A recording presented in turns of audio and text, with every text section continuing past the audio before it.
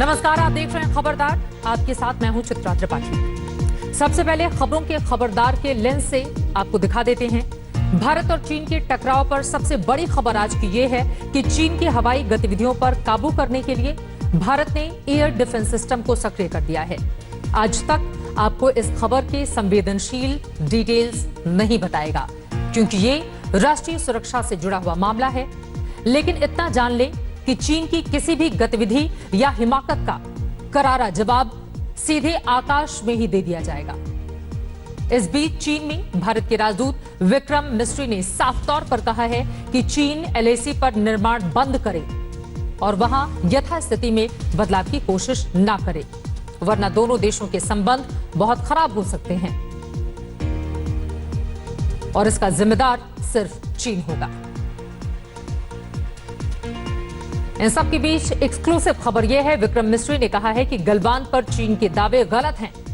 गलवान को लेकर चीन अपनी अलग ही दुनिया में है और उसने जमीन हड़पने के सपने देखने शुरू कर दिए हैं। गलवान को लेकर चीन का नया रुख यह है कि वो पेट्रोलिंग पॉइंट 14 पर सिर्फ 100 से 150 मीटर आगे बढ़ा है और अब भी वो अपने दावे वाली सीमा से 800 मीटर पीछे है।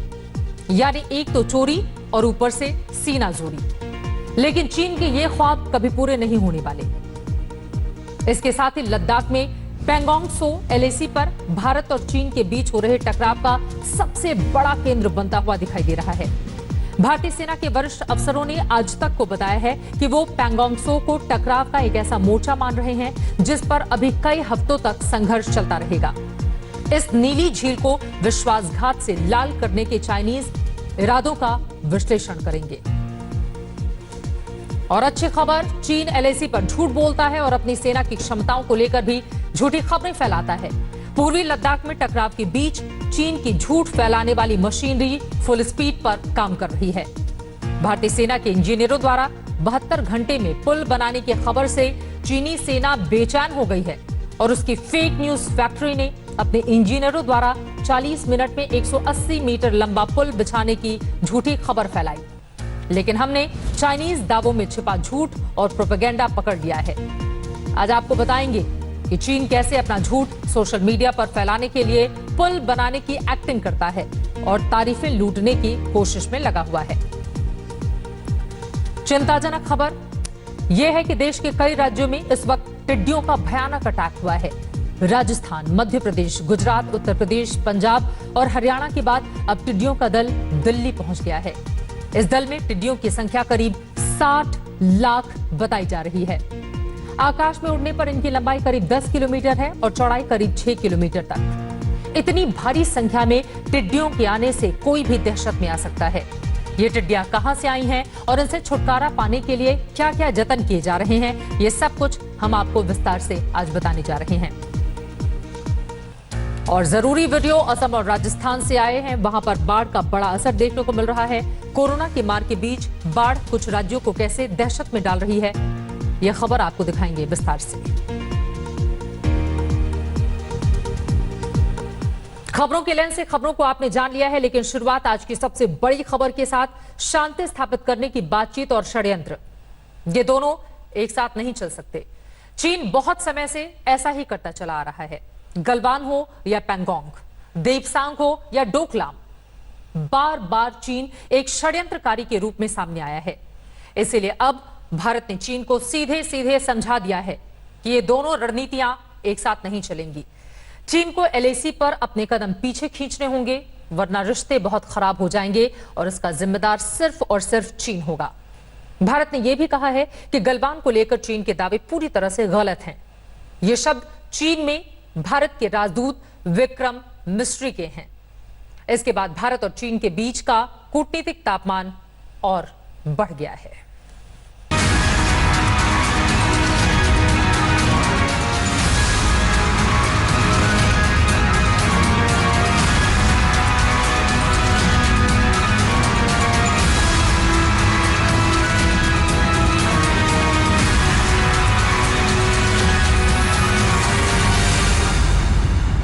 दो कदम आगे, एक कदम पीछे, यही है चीन की कूटनीति।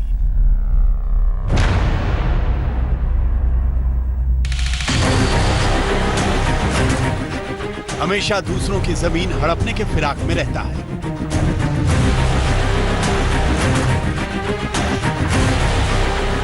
पड़ोसियों की जमीन पर लगातार अपने पंजे मारता रहता है चीन। गलवान, हॉट स्प्रिंग, पेंगोंग त्सो, देपसांग,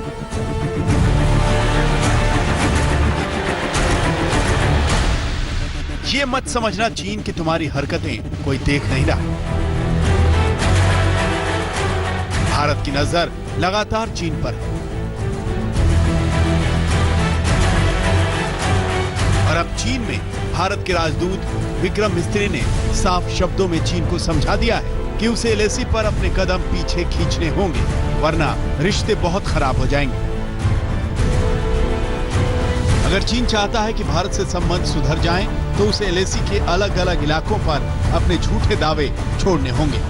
पूर्वी लद्दाख में गलवान और पेंगोंग त्सो की भारतीय जमीन को हड़पने की इच्छाओं पर भी ब्रेक लगाना होगा।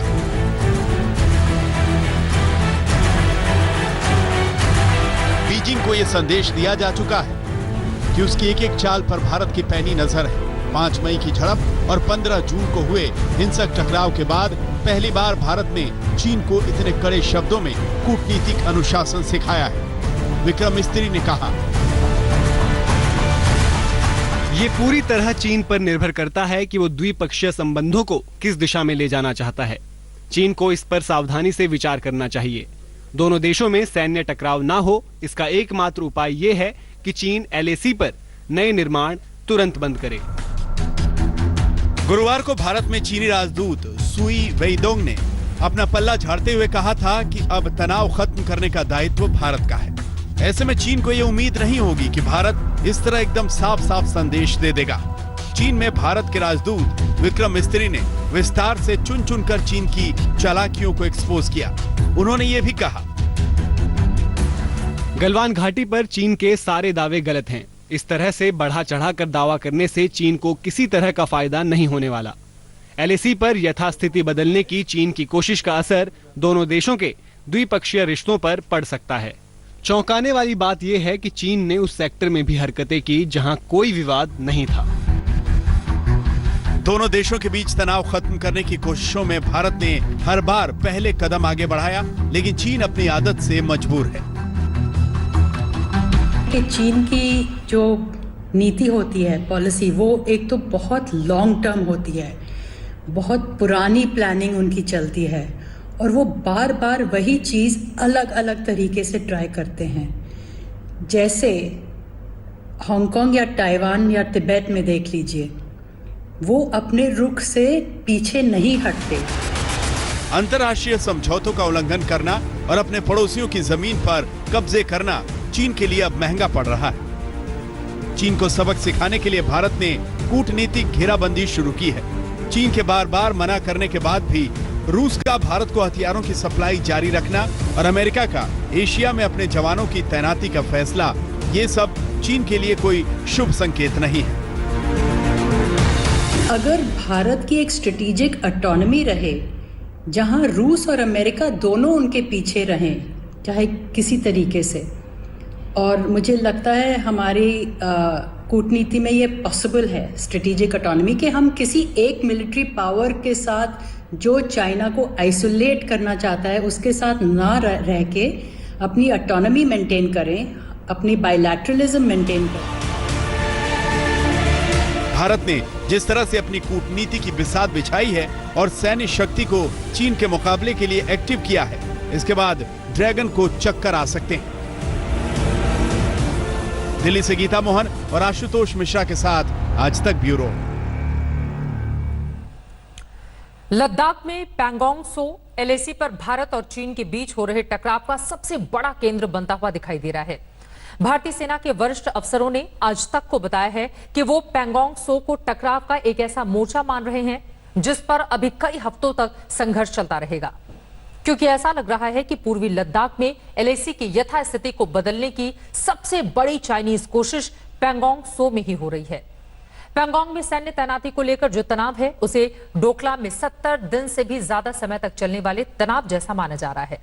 वहीं दूसरी तरफ गलवान को लेकर भी चीन ने विस्तारवादी सपने देखने शुरू कर दिए हैं। गलवान को लेकर चीन का रुख यह है कि वो 100 से 150 मीटर आगे बढ़ा है और अब भी वो अपनी सीमा से 800 मीटर पीछे है। लेकिन चीन के ये ख्वाब कभी पूरे नहीं होने वाले।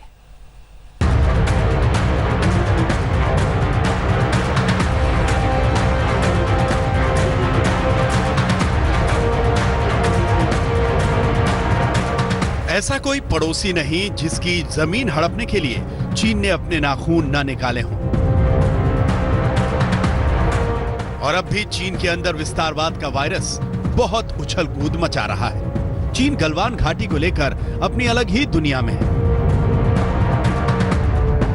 गलवान पर अपना दावा करते हुए चीन इस बात पर जोर दे रहा है कि वो अब भी अपने दावे वाली रेखा से 800 मीटर पीछे है। सूत्रों से हमें यह जानकारी मिली है कि चीन की पीपुल्स लिबरेशन आर्मी ने एलएसी की यथास्थिति बदलने के लिए गलवान को लेकर झूठे दावे शुरू कर दिए हैं। चीन इस एजेंडा पर है कि वो गलवान में पेट्रोलिंग पॉइंट 14 पर सिर्फ 100 से 150 मीटर आगे बढ़ा है और इसके बावजूद वो अपनी सीमा से 800 मीटर पीछे है। यह बात 22 जून को दोनों देशों के बीच हुई कोर कमांडर स्तर की बैठक में चीन की तरफ से कही गई थी। भारत ने फिर से एक बार यह साफ कर दिया है कि भारतीय सेना ने लाइन ऑफ एक्चुअल कंट्रोल कभी भी पार नहीं की और उसका उल्लंघन नहीं किया। हालांकि चीन की तरफ से स्टेटस को बदलने की कोशिश बार बार जारी है, चाहे वो गलवान घाटी हो जहां चीन का खुद मानना है कि वो अपनी क्लेम लाइन से महज 800 मीटर दूर है, या फिर फिंगर 4 इलाका हो जहां पर चीन ने परमानेंट बंकर बना लिए हैं। भारत का कहना है कि अगर यह सिलसिला चलता रहा तो चीन को इसका खामियाजा भुगतना पड़ेगा। पेट्रोलिंग पॉइंट 14 वो जगह है जहां 15 जून को हिंसक झड़प हुई थी। इस वजह से भारत के 20 जवान शहीद हुए थे। चीन ने अपने मृतक सैनिकों की संख्या की घोषणा नहीं की है, लेकिन जमीनी सबूत इस बात की तरफ इशारा करते हैं कि चीन को भारी नुकसान हुआ है। सूत्रों के मुताबिक गलवान में पेट्रोलिंग पॉइंट 14 और पेंगोंग झील को लेकर टॉप कमांडरों के बीच चर्चा हुई थी। चीन ने भारत की सैन्य तैनाती को लेकर चिंता जताई थी, लेकिन भारत ने साफ कह दिया कि मई से पहले की यथास्थिति बनानी होगी। दोनों पक्षों के बीच ये समझौता हुआ कि सैन्य तैनाती कम की जाएगी, लेकिन चीन जैसे विश्वासघाती देश की तरफ से ये काम शांति और पूरी ईमानदारी के साथ होगा, इस पर सभी को शक है। सवाल ये भी है कि सैन्य तैनाती को कम करने का तरीका क्या होगा। सैटेलाइट तस्वीरों में जो दिख रहा है वो एकदम उल्टा है। चीन की सेना पीछे हटना तो दूर, अलग अलग इलाकों में अपनी मौजूदगी बढ़ा रही है। पेंगोंग झील के किनारे लगातार बड़े पैमाने पर नए ढांचे दिख रहे हैं और 15 जून की खूनी झड़प वाली जगह पर भी नए निर्माण दिखने लगे हैं। ये है वो जादुई तस्वीर जो कि पूरी स्थिति को साफ कर देगी। हालांकि फौरन कुछ पता नहीं चलता कि ये क्या है, लेकिन जैसे जैसे मैं आपको जूम करके दिखाऊंगा, मैं आपको नजदीक लेके जाऊंगा, आपके सामने खुद पूरी फिंगर 4 से फिंगर 8 की तस्वीर साफ हो जाएगी। तो अभी उस नक्शे को आप गौर से देखिए। 2 तस्वीरें हैं जैसे कि मैंने कहा। पहली तस्वीर है 27 मई की, जो आपके सामने बिल्डअप है। आप ये देखिए फिंगर 4 के इलाके में, इसको बीच इलाका कहते हैं, फिंगर 4 का बीच इलाका। यहां पर आप देख सकते हैं कुछ टेंट हैं, साथ ही साथ कुछ चाइनीज आर्मी की गाड़ियां हैं।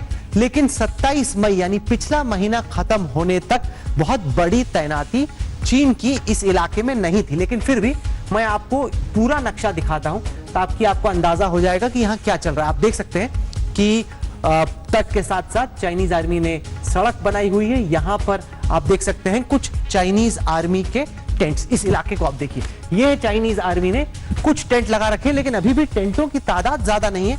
टेंट हैं लेकिन कम संख्या में। अब जैसे जैसे हम आगे बढ़ते हैं, मैं आपको दिखाने वाला हूं कि क्या चाइनीज आर्मी का एग्जैक्ट बिल्डअप इस इलाके में है, और फिर आपको नजर आएगा कि किस तरीके से चाइनीज आर्मी जो है वो धोखा कर रही है। अब मैं आपको एक ऐसी जगह पे लेके जा रहा हूं जहां पर चाइनीज आर्मी के बोट्स आपको नजर आएंगे। यहां पर इन्होंने एक जेटी बना रखी है, अपनी बोट्स को खड़ा कर रखा है, और मैं आपको कुछ देर में ये बोट्स कैसी दिखती है, मिलिट्री बोट्स हैं ये, वो भी मैं आपको दिखाने वाला हूं। ये इस इलाके में चाइनीज आर्मी ने अपनी मिलिट्री बोट्स तैनात की हैं, जो आपको अभी इस कैमरे पे नजर आ रही हैं। एलएसी पर फिंगर 4 और फिंगर 8 के पूर्वी हिस्से को कवर करने वाली सैटेलाइट तस्वीरों में देखा जा सकता है कि किस तरह वहां चीनी गाड़ियां, तंबू और बोट्स की मौजूदगी है। चीन की अब कोशिश ऊंचे इलाकों पर अपनी पकड़ मजबूत करने की है, क्योंकि ये पोजीशंस युद्ध के दौरान विरोधी पक्ष पर बढ़त देती हैं। यहां से दूर तक नजर रखी जा सकती है। फिंगर 4 के ऊपरी इलाके में हरे और सफेद रंग के टेंट हैं, वहां पर भी चीन की सेना का कब्जा हो सकता है। भारतीय सेना भी उन जगहों पर अपनी सैन्य तैनाती बढ़ा रही है, जहां चीन ने अपने टेंट और कैंप बनाए हैं और भारी तादाद में सैनिक तैनात किए जा रहे हैं। आर्मी चीफ मनोज मुकुंद नरवणे पूर्वी लद्दाख के 832 किलोमीटर लंबे फ्रंट की परिस्थितियों के बारे में रक्षा मंत्री राजनाथ सिंह को जानकारी दे चुके हैं। भारत लगातार चीन को करारा जवाब देने की तैयारी कर रहा है और देश का संदेश यही है कि चीन को आगे नहीं बढ़ने देंगे। दूसरी तरफ चीन की हरकतें बता रही हैं कि वो भरोसे के काबिल नहीं। गौरव सावंत के साथ अभिषेक भल्ला, लेह, आज तक। चीन एलएसी पर तो झूठ बोलता ही है, लेकिन इसके साथ ही वो अपनी सेना की क्षमताओं को लेकर भी झूठी खबरें फैलाता है। पूर्वी लद्दाख में टकराव के बीच चीन की झूठ फैलाने वाली मशीनरी फुल स्पीड पर काम कर रही है और चीन की पीपुल्स लिबरेशन आर्मी की ओर से भारतीय मीडिया रिपोर्ट्स की प्रतिक्रिया में झूठे वीडियो और क्लिप्स जारी किए जा रहे हैं। आपको याद होगा, आज तक ने भारतीय सेना के इंजीनियरों द्वारा 72 घंटे में बनाए गए पुल की खबर दिखाई थी और इसके सबूत भी दिखाए थे। इसके जवाब में चीनी सेना की फेक न्यूज फैक्ट्री ने अपने इंजीनियरों द्वारा 40 मिनट में 180 मीटर लंबा पुल बिछाने की झूठी खबर फैलाई है। ऐसी झूठी खबरों से आपको प्रभावित नहीं होना चाहिए। चीन एक तीर से दो निशाने लगाने की कोशिश कर रहा है। एक तरफ वो चाहता है कि चीन के लोगों को भरोसा दिया जाए कि चीन भारत से बेहतर है और दूसरी तरफ भारतीय लोगों को भ्रमित किया जाए। 40 मिनट में पुल बनाने के दावे का सच आपको बताने के लिए हमने रिटायर्ड कर्नल विनायक भट्ट की मदद ली। वो सैटेलाइट तस्वीरों के विश्लेषक हैं और उन्होंने 33 वर्ष तक भारतीय सेना में काम किया है। आज तक ने चीन द्वारा पुल बिछाने की तस्वीरों को जियो लॉकेट किया, यानी कि तस्वीर के जरिए लोकेशन और समय की डिटेल्स निकाले और इसमें यह पता चला कि चीन ने हाल फिलहाल में यह पुल नहीं बनाया है, बल्कि पुल बिछाने की प्रक्रिया शांतिकाल में की गई। लहासा के पास ब्रह्मपुत्र नदी के एक ट्रेनिंग एरिया में चीन अक्सर पुलों को बिछाने की प्रैक्टिस करता है। इसी निर्धारित ट्रेनिंग एरिया में 8 जून 2020 की सैटेलाइट तस्वीरों में एक पांटून पुल बनाने की प्रक्रिया को रिकॉर्ड किया गया। सैटेलाइट तस्वीरों से संकेत मिलता है कि बड़ी संख्या में सपोर्ट वाहन लगभग 1 से 2 किलोमीटर की दूरी पर पार्क किए गए। अलग अलग हिस्सों को जोड़कर पुल बनाया गया, तस्वीरें और वीडियो बनाए गए। नोट करने वाली बात तो यह है कि 3 जून और 13 जून की सैटेलाइट तस्वीरों में यह पुल कहीं नजर नहीं आता। ऐसे में संभावना है कि शायद पुल को नष्ट कर दिया गया होगा। इस जगह का पिछले 20 वर्षों से लगातार इस्तेमाल किया जा रहा है। बुनियादी जमीनी काम पहले कर लिया जाता है और फिर पुल बनाते हुए शूटिंग कर ली जाती है। चीनी सेना ये काम अपनी पीठ थपथपाने के लिए करती है, ताकि चीन में सेना के प्रति देश प्रेम की भावनाएं बढ़ जाएं। लेकिन चीन के यह हथकंडे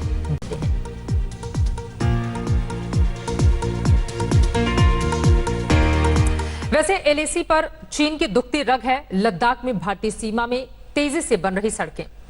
भारत तेजी से दौलत बेग ओल्डी तक सड़कें बना रहा है। इसके लिए झारखंड से 11,000 मजदूर एकदम फ्रंट लाइन तक भेजे गए हैं। इस मिशन में लगे मजदूरों से आज तक ने खास बातचीत की है। कठिन परिस्थितियों में सड़कों का जाल बिछाने वाले ये मजदूर भी एक तरह से सैनिक ही हैं और ये भी अपने खून पसीने से देश की सीमाओं की रक्षा का दायित्व बखूबी निभा रहे हैं। सरहदों की सुरक्षा में इस समय हमारे सेना के सिपाही वास्तविक नियंत्रण रेखा पर तैनात हैं, लेकिन वास्तविक नियंत्रण रेखा तक सड़क बनाने की अहम भूमिका निभा रहे हैं दुमका झारखंड के ये कर्मवीर। ये वही लोग हैं जो दुमका झारखंड से अब लद्दाख में आए हैं और यहां पर सड़क बनाने की अहम भूमिका में लगे हुए हैं। चलिए हम सबसे पहले आप ही से बात करते हैं कि यहां पर कितना कठिन है सड़क बनाना और कहां-कहां सड़क बना रहे हैं आप? हम लोग जैसे कटिंग चल रहा ना सर, उसी में रोड बना रहे, कटिंग करते हैं मशीन से, हम लोग दीवार बना रहे हैं। अच्छा, कहां से आए आप? दुमका से, दुमका जिला से। आप जी सर, दुमका झारखंड से हम लोग आए हुए हैं। ये रोड आरबीओ के काम में हम लोग कर रहे हैं और ये रोड संगठन जो है सर, रोड का काम जो है वो रोड का काम हम लोग कर रहे हैं, बहुत साल से ही मतलब कर रहे हैं। लगभग 2000 साल से हम लोग यहाँ पर रह रहे हैं सर। सन 2000 से आप यहाँ पर रह रहे हैं, सड़क बना रहे हैं। इन पहाड़ों को काटकर सड़क बनाना आसान नहीं है, सबसे कठिन काम है। एक पत्थर और दूसरा ठंड। कितना कठिन है यहाँ सड़क बनाना? कठिन तो है सर, लेकिन क्या करेंगे। सबसे ज्यादा कठिनाई क्या आती है सड़क बनाने में? कठिन है सर, ब्लास्टिंग, जो मतलब पत्थर तोड़ना है, उसके बाद रोड का काम होता है, सोलिंग मेटलिंग करना पड़ता है, वही काम है सर हम लोग का। अच्छा, क्या आप लोगों को ये बताया गया है कि इस समय ये सड़क बनाना कितना अहम है, खासतौर पर जब यहाँ से हम चीन की सीमा की बात करते हैं? हम लोग सब इंडिया के ही हैं, इसलिए हम लोग को गर्व होता है जो हम लोग सड़क बनाए, रोड बनाए। आपने तो यहाँ की गर्मी और सर्दी दोनों देखी है। हाँ सर, दोनों देखिए हैं। और सर्दी में क्या तापमान रहता है? सर्दी में वही -10-11 के आसपास रहता है, अभी तो प्लस हो गया सर। कैसे फिर रहते हैं? जी सर, आदत हो गया, रहते हैं 2-3 साल हो गया, इधर ही रहते हैं। अच्छा, और कितनी तनख्वाह पाते हैं आप लोग यहाँ सड़क निर्माण के लिए? अभी है सर 15,900। 15,900 पहले हाँ महीने का। और कितने घंटे आप काम करते हैं? आपकी दिनचर्या क्या रहती है? जैसे हम लोग 8 बजे जाते हैं, 4 बजे छुट्टी हो जाता है। बीच में हाफ टाइम भी, खाने पीने का 1 घंटा मिलता है टाइम भी। तो ये हैं लोग जो झारखंड से आए हैं, दुमका से आए हैं, सड़क निर्माण के कार्य में, यहाँ पर सड़क निर्माण में लगे हुए हैं और बड़ी तत्परता से, बहुत तेजी से जो स्ट्रेटेजिक रोड्स है, जो बॉर्डर रोड्स हैं, वो यहाँ पर बन रही हैं वास्तविक नियंत्रण रेखा तक। इसमें एक बात बहुत अहम है कि चीन उस 255 किलोमीटर लंबी डारबुक, श्योक, दौलतबेग, ओल्डी रोड से तो परेशान है ही, उस रोड के साथ साथ वास्तविक नियंत्रण रेखा तक सड़कें भी अब बन रही हैं। बना यही वीर लोग रहे हैं ताकि हमारे वीर सेनानी बिल्कुल वास्तविक नियंत्रण रेखा तक सरहदों की सुरक्षा कर सके। कैमरामैन कृपाल सिंह के साथ गौरव सावंत, लद्दाख आज तक। भारत के खिलाफ एलएसी पर षड्यंत्र करने वाले चीन पर चारों तरफ से वार हो रहे हैं और कूटनीति के इस बॉक्सिंग रिंग में चीन पर सबसे ज्यादा पंच मार रहा है अमेरिका। अमेरिका ने चीन की तानाशाही पर जबरदस्त चोट की है। शी जिनपिंग की कम्युनिस्ट पार्टी के अधिकारियों पर ट्रंप प्रशासन ने वीजा प्रतिबंध लगा दिया है। इसके बाद से चीन की हालत खराब है। कोरोना वायरस के लिए कुख्यात हो चुके चीन पर अमेरिका ने ऐसा शिकंजा कसा है जिससे ड्रैगन के घमंड का किला ढहता जा रहा है। चीन के खिलाफ कार्रवाई के लिए अमेरिका में ट्रंप को और भी शक्ति मिल गई है। अमेरिकी सीनेट में चीन पर प्रतिबंध के लिए प्रस्ताव पास हो चुका है। इस बिल में चीन के ऐसे अधिकारियों, बिजनेसमैन और बैंकों पर प्रतिबंध लगाने का प्रावधान है जो हांगकांग की स्वायत्तता के दुश्मन रहे हैं। चीन पर इस चोट का असर बहुत गहरा होगा।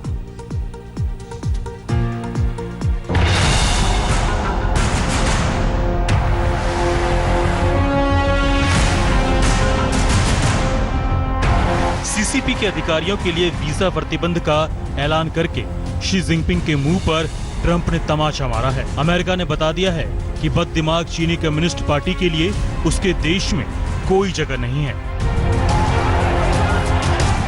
हांगकांग में मानवाधिकार के उल्लंघन और स्वतंत्रता की बुनियादी अधिकारों के हनन के मामले में चीन पर अमेरिका का हंटर चला है। अमेरिका के विदेश मंत्री माइक पोम्पियो ने कहा, मैं मौजूदा और पूर्व सीसीपी अधिकारियों पर वीजा प्रतिबंधों की घोषणा कर रहा हूं, जिनके बारे में माना जाता है कि वे 1984 में चीन ब्रिटिश संयुक्त घोषणा पत्र या मानवाधिकारों और मौलिक स्वतंत्रता की गारंटी के रूप में हांगकांग की उच्च स्तर की स्वायत्तता को कम करने के लिए जिम्मेदार हैं। उन्होंने कहा कि ऐसे लोगों के परिवार वाले भी इस पाबंदी के दायरे में आ सकते हैं। अमेरिका और चीन के बीच तनाव गहराता जा रहा है। हांगकांग में बुनियादी अधिकारों के हनन का आरोप लगाते हुए अमेरिका ने चीन पर वीजा पाबंदी का दांव चला है। अमेरिका के इस कदम से चीन न सिर्फ बिलबिलाया है बल्कि गीदड़ भपकियां दे रहा है। अमेरिका के इस फैसले के बाद चीन बिलबिला गया है। दुनिया के सबसे ताकतवर मुल्क में एंट्री पर बैन लगने के फैसले को गलत ठहरा रहा है। साथ ही राष्ट्रीय सुरक्षा के नाम पर मजबूत कदम उठाने की कसम खा रहा है। अमेरिका में चीनी दूतावास के प्रवक्ता ने कहा, चीन अमेरिका से अपील करता है कि वो अपनी गलतियों को तुरंत सुधारने निर्णय को वापस लेने और चीन के घरेलू मामलों में दखल देना बंद करे। चीन सुरक्षा और विकास हितों को बनाए रखने के लिए मजबूत कदम उठाता रहेगा। कोरोना वायरस फैलाने की वजह से बदनाम चीन की किरकिरी अंतर्राष्ट्रीय स्तर पर लगातार हो रही है। हाल ही में पूर्वी लद्दाख के एलएसी पर हिंसा के बाद धोखेबाज चीन को अब यूएन के मंच पर भी आईना दिखाया गया है। संयुक्त राष्ट्र मानवाधिकार आयोग ने कहा है कि प्रदर्शनकारियों की आजादी का हनन चिंता का विषय है। वहीं अमेरिका के शिकागो में चीन कॉन्सुलेट के बाहर जबरदस्त प्रदर्शन हुआ। प्रदर्शनकारियों का कहना है कि चीन अमेरिकियों की नौकरियां ले रहा है। भारत, सिंगापुर, ताइवान, वियतनाम के साथ दादागिरी कर रहा है। चीन के खिलाफ यह गुस्सा पूरी दुनिया में है। उसकी विस्तारवादी नीति ने उसे कहीं का नहीं छोड़ा। अमेरिका के साथ कई मुद्दों को लेकर उसका तनाव है। पूरी दुनिया में सबसे ज्यादा तबाही कोरोना की वजह से अमेरिका में ही हुई है और ये सिलसिला अब भी जारी है। अमेरिकी राष्ट्रपति ट्रंप कोरोना वायरस के लिए चीन को जिम्मेदार ठहराते हैं। दक्षिण चीन सागर में चीन की दादागिरी से भी अमेरिका आग बबूला है। तल्खी की आंच दोनों मुल्कों के कारोबार में भी देखने को मिल रही है। जब चीन ने अमेरिकी पत्रकारों को देश से बाहर किया तो अमेरिका ने भी चीनी पत्रकारों पर वीजा प्रतिबंध लगा दिया। हांगकांग को लेकर चीन और अमेरिका में तनाव है। वहीं अमेरिकी नौकरियों को बचाने के लिए ट्रंप प्रशासन ने H-1B सहित कई रोजगार वीजाओं को निलंबित कर दिया है, जिससे चीन को भारी नुकसान उठाना पड़ेगा। भारत को लेकर भी अमेरिका ने चीन को चेतावनी दे रखी है। साफ साफ कह दिया है कि वो अपनी हद में रहे। लेकिन चीन किसी बिगड़ैल से कम नहीं। इसी बिगड़ैल चीन को सबक सिखाने के लिए अमेरिका ने पूरी तैयारी कर रखी है। आशुतोष मिश्रा, दिल्ली, आज तक। तो आप कह सकते हैं कि मौजूदा समय में चीन पर पूरी दुनिया चढ़ाई कर रही है। चीन चारों तरफ से घिरा हुआ है, मगर हमारे देश की सियासत अब चीन के फंड पर आकर अटक गई है। कांग्रेस की तरफ से सीमा पर तनाव को लेकर पूछे जा रहे सवालों पर बीजेपी ने चंदे वाली घेराबंदी शुरू कर दी है। बीजेपी अध्यक्ष जेपी नड्डा ने एक बार फिर से कांग्रेस के चीन वाले चंदे को लेकर 10 सवाल किए। जवाब में कांग्रेस बीजेपी पर मुद्दे से भटकाने का आरोप लगा रही है।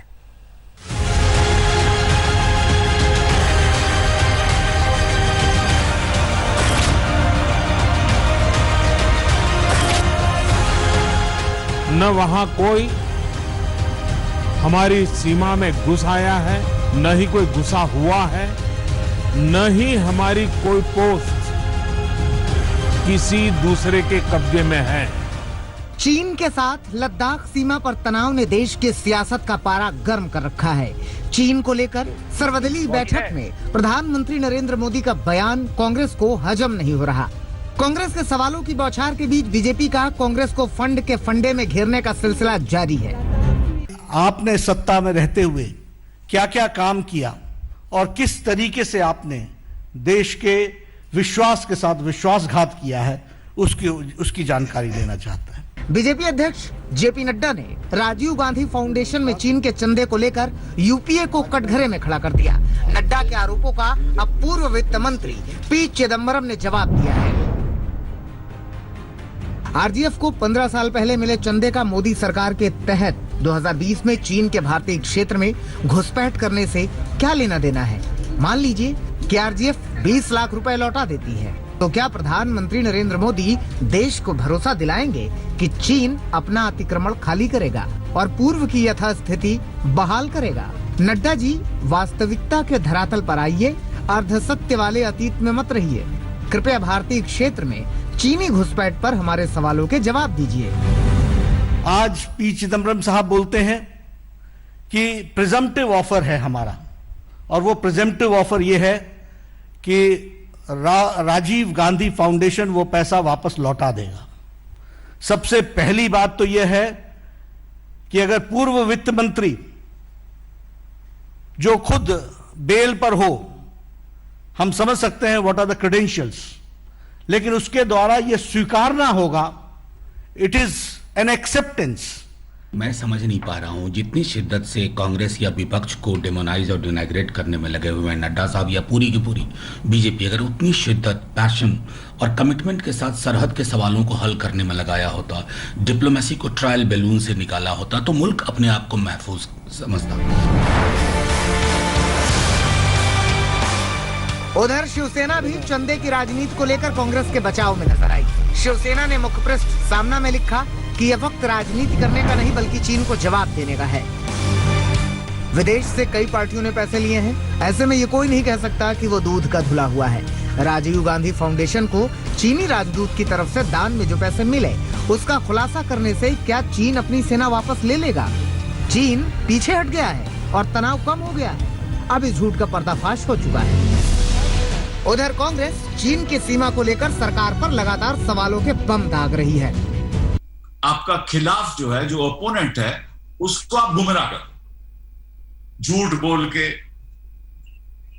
ताकि उसको लगे कि आप तो बात कर ही नहीं रहे, आप तो अपनी हिफाजत कर रहे। फंड के चीनी फंडे को लेकर खींचतान का दौर जारी है।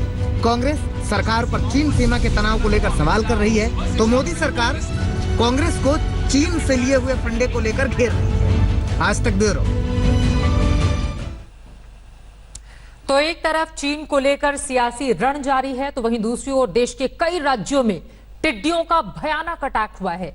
राजस्थान, मध्य प्रदेश, गुजरात, उत्तर प्रदेश, पंजाब और हरियाणा के बाद अब दिल्ली में भी टिड्डियों का दल आधमका है। जो टिड्डी दल यहां पहुंचा है उसमें टिड्डियों की संख्या करीब 60 लाख बताई जा रही है। आकाश में उड़ने पर इनकी लंबाई करीब 10 किलोमीटर है और चौड़ाई 6 किलोमीटर तक बताई जा रही है। इतनी भारी संख्या में टिड्डियों के आने से पूरे दिल्ली एनसीआर में अलग तरह की दहशत है।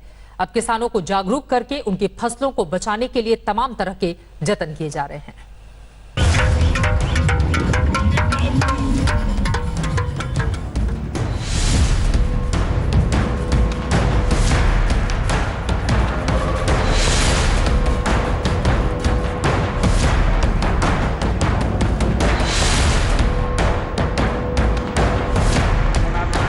खबरदार हो जाए वो किसान जो अपनी फसल को प्यार करता है अपने बच्चे जैसा, जिसके पसीने से महकती है खेत की मिट्टी, जो लहू से सींचता है अपनी फसलें, एक एक दमड़ी को जोड़ने के लिए जो अपनी चमड़ी दांव पर लगा देता है, उसके सपनों को चर जाने के लिए कीटों का झुंड आया है।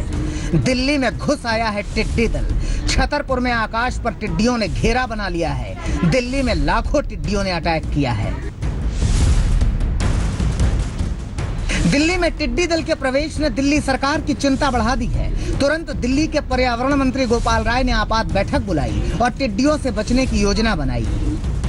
अभी जो टुकड़ी जो आई है वो छोटी टुकड़ी है, तो पूरी स्थितियों को हम लोग मॉनिटर कर रहे हैं और साउथ दिल्ली और वेस्ट को हमने हाई अलर्ट पे रख दिया है कि अगर किसी तरह का अगर मूव होता है, क्योंकि अभी हवाओं का जो रुख है वो साउथ की तरफ जा रहा है, तो अगर हवा में कोई चेंज होता है तो शायद दिल्ली की तरफ उनका रुख बदल सकता है। इसलिए पूरी स्थितियों को मॉनिटर किया जा रहा है। इधर हरियाणा में कई जिलों में टिड्डियों ने आफत मचा दी है। तस्वीरें दी।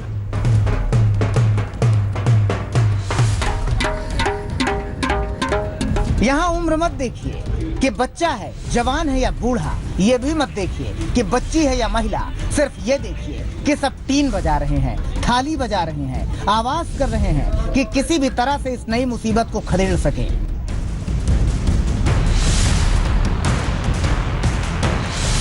फरीदाबाद में मुनादी कराई जा रही है। दिल्ली से सटे गुरुग्राम में टिड्डी दल घुसा तो लोगों में दहशत मच गई। लाखों की तादाद में टिड्डियों के झुंड ने हरियाणा के गुरुग्राम में सुबह 11 बजे के आसपास अचानक से ही हमला बोल दिया। कई इलाकों के अंदर टिड्डियों के लाखों टिड्डियों का जो झुंड था वो दिखाई दिया और उसके बाद 11 से लेकर के अगर 12 बजे के आसपास इसी पहाड़ी इलाके से होता हुआ वो फरीदाबाद के अंदर एंटर करा, जहाँ पर सेक्टर 28, 29 और 30 के अंदर लोग अपने घरों से बाहर निकले, तालियां बजाने लगे, शोर मचाया और टिड्डियों का झुंड जो है वो आगे बढ़ता हुआ साफ तौर पर नजर आया। इसके चलते प्रशासन की तरफ से लगातार अलर्ट जो है वो जारी किया गया, क्योंकि ये जो तमाम इलाके हैं ये इलाके दिल्ली से सटे हुए, ऐसे में दिल्ली के अंदर भी हाई अलर्ट जो है वो इन तमाम इलाकों के अंदर जो है वो जारी किया गया है। टिड्डी दल प्रवेश करता है तो शोर यानी आवाज करके उसे भगाना होगा। सोनीपत में भी किसानों को जागरूक करने के लिए मुनादी कराई जा रही है कि टिड्डियों को भगाने और उनसे बचने का जतन कीजिए। प्रशासन ने टिड्डी दल से निपटने के हर प्रकार के बंदोबस्त पूरे कर रखे हैं। हरियाणा के कृषि मंत्री खुद मौके का जायजा ले रहे हैं। योजनाएं बनाई जा रही हैं कि टिड्डियों से किसानों की फसलों को कैसे बचाया जाए। ख्वाब समझकर जिस फसल को पाल रहे थे दिल्ली, एनसीआर और हरियाणा के किसान, उनके अरमान को खा जाने के लिए टूट पड़ा है टिड्डी दल। कहने के लिए तो ये सिर्फ एक कीट है और फसल खाता है, लेकिन ये सिर्फ कहने की बात है। असली बात ये है कि यही टिड्डी किसान के उन ख्वाबों को खा जाता है जो उसने देखे हैं फसल को बेचकर लिया हुआ कर्ज चुकाने का। ये टिड्डी दल खा रहे हैं किसानों की खुशियां। करोड़ों की तादाद में टिड्डियां आप देख सकते हैं किस तरह से श्री गंगानगर के इलाकों में कहर के तरह बरपी हैं और यहाँ पे खेत के खेत नष्ट कर देती हैं ये टिड्डियां, जो कि पाकिस्तान से आती हैं और करोड़ों अरबों की तादाद में जब पहुंचकर अलग अलग खेतों पर बैठती हैं तो महज आधे घंटे के अंदर ये खेतों को तबाह कर देती हैं। लेकिन अफसोस, किसानों की इन समस्याओं का इलाज किसी के पास नहीं है। वो खुद टीन बजाता है और अपने सपने को बचाता है। जयपुर के 20 जिले टिड्डियों से परेशान हैं। वो क्या रहा है कि ये स्पोर्ट जब भारत के अंदर घुसता है तो स्वार्म बहुत बड़ा होता है। इसका अंदाजा आप नहीं लगा सकते। वो स्वार्म में करोड़ों करोड़ टिड्डियां होती है और जो चलती है। इस समय जो जहां तक नुकसान की बात कर रहे हैं, इस टाइम चूंकि रबी की फसलें कट चुकी है और खरीफ की फसलें खड़ी नहीं है, तो इनको ज्यादा खाने को भी कुछ नहीं मिलता। और ये जब नया स्वार्म होती है, नई टिड्डियां होती है, तो इसमें क्या है, इनका वजन कम होता है, इसलिए ये पेड़ों के ऊपर बैठती है। अपने प्रॉब्लम ये क्या है कि इसको नियंत्रण करने में कठिनाई इस बात की होती है कि अपने पास में ऐसा कोई स्प्रे उपकरण नहीं है जिसको 50 फीट ऊंची पेड़ के ऊपर नियंत्रण किया जाए।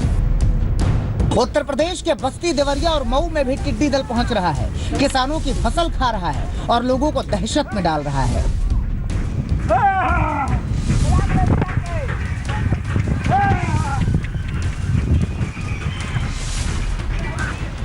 हिंदुस्तान में ये मुसीबत पाकिस्तान से होकर आई है। जानकार बताते हैं कि पड़ोसी मुल्क ने कोशिश की होती तो देश में संकट इतना नहीं गहराता। कोरोना के भयानक संकट के बीच अब टिड्डियों ने दहशत मचा रखी है। गुरुग्राम से सुशांत और नीरज वशिष्ठ, फरीदाबाद से सचिन गौड़, नोएडा से तंसीम हैदर और दिल्ली से अनुज मिश्रा के साथ शरद कुमार, जयपुर, आज तक। अफ्रीकी देशों में कहर बरपाने वाले टिड्डी अब हिंदुस्तान में तबाही मचा रहे हैं। हिंदुस्तान के कई राज्यों में टिड्डियों का भयानक आतंक है। शहर दर शहर टिड्डियों के आतंक से लोग दहशत में हैं, क्योंकि टिड्डे किसानों की फसल को पलक झपकते ही चट कर जाते हैं। आपको बताते हैं कि भारत में इतनी बड़ी तादाद में टिड्डियों का आतंक कैसे बरपा। टिड्डियों ने सबसे पहले अफ्रीकी देशों में आतंक मचाया। अफ्रीका से टिड्डी दल भारत की ओर निकला। इधर बलूचिस्तान से भी टिड्डियों का एक दल भारत की ओर आया। अफगानिस्तान से भी टिड्डी दल ने भारत की ओर रुख किया और पाकिस्तान में भी कहर बरपाने के बाद टिड्डी दल भारत की ओर आया। इन देशों से आए टिड्डी दल फिलहाल भारत के कई राज्यों में फैले हुए हैं। ये टिड्डी दल किसानों के लिए इस वक्त सबसे बड़ी समस्या बने हुए हैं और सबसे बड़ी चुनौती भी। टिड्डी दल कहने के लिए तो सिर्फ एक कीट है, मगर इससे जुड़ी कुछ रोचक बातें भी हैं जो आपको हैरान कर देंगी। एक टिड्डी का वजन 2 से 3 ग्राम होता है। अपने वजन के बराबर खाना टिड्डी रोज खाते हैं। 10 हाथी, 25 ऊंट या 2500 आदमी जितना खाना रोज खा सकते हैं, टिड्डियों का एक दल उतना खाना खा सकता है। टिड्डी सिर्फ पौधे और घास खाते हैं, इंसानों को काटते नहीं हैं। हवा के डायरेक्शन के हिसाब से टिड्डियों का दल चलता है। टिड्डियों को आमतौर पर एकांत पसंद है और ये अकेले रहते हैं। टिड्डी के नर्वस सिस्टम में सेरोटोनिन हार्मोन पैदा होने से ये एक दूसरे के संपर्क में आकर दल बनाते हैं। एक टिड्डी एक दिन में करीब 200 किलोमीटर उड़ सकती है। टिड्डा कीट का जीवन काल करीब 3 महीने का होता है। टिड्डी कीट एशिया, यूरोप, अफ्रीका महाद्वीप में ज्यादातर पाए जाते हैं। पूरी दुनिया में टिड्डियों की केवल 6 जातियां पाई जाती हैं। आपको जानकर हैरानी होगी कि टिड्डी दल ने जिस तरह का अटैक इस बार किया है, ऐसा अटैक कई वर्षों के बाद हुआ है। भारत में 1993 में टिड्डियों ने ऐसा ही हमला किया था, जिसके बाद 2005 में भी टिड्डियों ने भारत में धावा बोला था। 2018-19 में भी टिड्डियों ने हमला किया था, मगर इतनी बड़ी संख्या उनकी नहीं थी।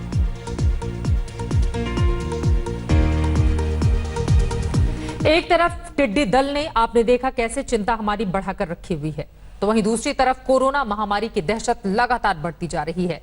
रोज के रोज जिस तरह से आंकड़े बढ़ रहे हैं, उससे लोगों के भीतर कोरोना का खौफ भी बढ़ता हुआ चला जा रहा है।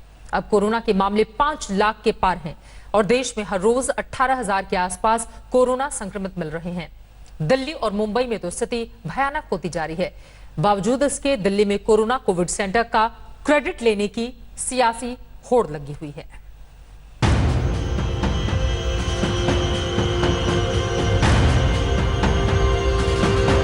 जैसे जैसे दिन बीत रहे हैं, वैसे वैसे कोरोना का कहर बढ़ता जा रहा है और जैसे जैसे कोरोना का कहर बढ़ रहा है, वैसे वैसे बढ़ रही है लोगों के दिलों में दहशत। पूरे देश में कोरोना ने प्रलय जैसी स्थिति ला दी है। मौजूदा आंकड़ा न सिर्फ परेशान करने वाला है, बल्कि खौफ से भर देने वाला भी है। देश में पिछले 24 घंटे में कोरोना के 18,552 संक्रमित मिले हैं। देश में पिछले 24 घंटे में कोरोना से 384 लोगों ने दम तोड़ा है। देश में अब तक कोरोना संक्रमितों का आंकड़ा 5,08,953 हो गया है। देश में कोरोना से अब तक 15,685 लोगों ने दम तोड़ा है। अकेले महाराष्ट्र में कोरोना संक्रमितों का आंकड़ा 1,52,000 के पार है। दिल्ली के आंकड़ों पर नजर डालेंगे तो हैरान रह जाएंगे। दिल्ली में 24 घंटे में 2,948 नए संक्रमित मिले हैं। दिल्ली में 24 घंटे में 66 संक्रमितों ने दम तोड़ा। दिल्ली के कुल संक्रमितों का आंकड़ा 80,188 हो गया है। दिल्ली में संक्रमण से अब तक 2,558 लोग दम तोड़ चुके हैं। मतलब यह है कि देश की राजधानी कोरोना के गहरे गिरफ्त में है। बावजूद इसके कोरोना कोविड सेंटर को लेकर दिल्ली में जोरदार सियासत चल रही है। देखिए, ये राधा सत्संग स्वामी भवन है। गृह मंत्री अमित शाह और दिल्ली के मुख्यमंत्री अरविंद केजरीवाल दोनों ने राधा स्वामी सत्संग भवन में बने इस अस्थायी अस्पताल की औपचारिक शुरुआत कर दी, जिसे Sardar Patel Covid care centre का नाम दिया गया है। लेकिन सियासी पेच ऐसा फंसा कि शुरुआत के कार्यक्रम को उद्घाटन के बजाय निरीक्षण का नाम दे दिया गया। दिल्ली में कोरोना इंतजामों को लेकर निशाने पर आई केजरीवाल सरकार इस अस्पताल के जरिए वाहवाही लूटने का ख्वाब बुन रही थी, लेकिन उद्घाटन कार्यक्रम में अमित शाह के आने की खबर से चूर होते सपनों की छनछनाहट आप सांसद संजय सिंह के ट्वीट में सुनाई दी। सुना है दिल्ली सरकार द्वारा बनाए गए दुनिया के सबसे बड़े कोविड अस्पताल का गृह मंत्री अमित शाह चोरी चोरी चुपके चुपके उद्घाटन करने आ रहे हैं। बीजेपी कोरोना से लड़ रही है या फिर अरविंद केजरीवाल से? आम आदमी पार्टी के इस हमले से बीजेपी तिलमिला गई। नहले पर जवाबी दहला मारने के लिए सांसद गौतम गंभीर आगे आए। संजय जी, आपके इस ट्वीट के बाद मैंने स्वयं गृह मंत्री श्री अमित शाह जी से इस विषय पर बात की। उन्होंने बताया कि उद्घाटन करने नहीं, निरीक्षण करने जा रहे हैं, जिसके लिए अरविंद केजरीवाल जी को भी बुलाया है। आपकी केजरीवाल जी से बात नहीं होती या अकेले जाकर क्रेडिट लेने का मन बनाया था? सियासत पहले भी हुई, आगे भी होती रहेगी, लेकिन ये अस्पताल वाकई में बड़ा प्रयास है। इसकी खूबियां भी देख लीजिए। कार्डबोर्ड का बेड हालांकि यहाँ पे बनाया गया है, जो कि काफी हल्का देखने में लगता है। इसी के साथ हर बेड पे रेलवे की चादर यहाँ पे लगाई गई है। इसी के साथ शौचालय और पानी की भरपूर व्यवस्था यहाँ पे कर दी गई है। साथ ही साथ आपको बताते चले कि आईटीबीपी के जवानों के हाथ में यहाँ की पूरी देखरेख होगी। डॉक्टर्स, नर्सेस इन्हीं के लगाए गए हैं। उसका कारण ये है क्योंकि जब से कोरोना भारत में दस्तक दिया है, तभी से आईटीबीपी के जवान काफी सारे क्वारंटीन सेंटर को मैनेज कर रहे थे। इसके बाद से यहाँ का भी जिम्मा इनके हाथ में है। गर्मी को ध्यान में रखते हुए आप तस्वीरों में देख सकते हैं, ये कूलर्स लगाए गए हैं, जो ये पूरा प्रयास करेंगे कि जितने भी लोग यहाँ पे हो, उनको गर्मी के वक्त में ऐसे तरीके से निजात दिलाई जा सके। दिल्ली के अस्पताल में कोरोना मरीजों की दुर्दशा और बेड न मिलने के चलते कुछ मरीजों की मौत की खबरें अभी भी लोगों के जहन में हैं। इसलिए जरूरत है मिलकर कोरोना को परास्त करने की। दिल्ली से निखिल लखमानी के साथ आज तक ब्यूरो। जब देश के सामने चुनौती बड़ी हो तो आपस में नहीं लड़ना है, बल्कि दुश्मन से लड़ना है। नेताओं को और हर एक को इस बात को समझना होगा। इसी के साथ खबरदार में आज के लिए बस इतना ही, लेकिन देश और दुनिया की बाकी हर बड़ी खबर के लिए आप देखते रहिए आज तक। नमस्कार, मैं हूं अंजना ओम कश्यप। हमें उम्मीद है ये वीडियो आपको पसंद आया होगा। लेटेस्ट खबरों के लिए यूं ही देखते रहिए आज तक, और इस वीडियो के पसंद आने पर लाइक, शेयर एंड सब्सक्राइब करना ना भूलें।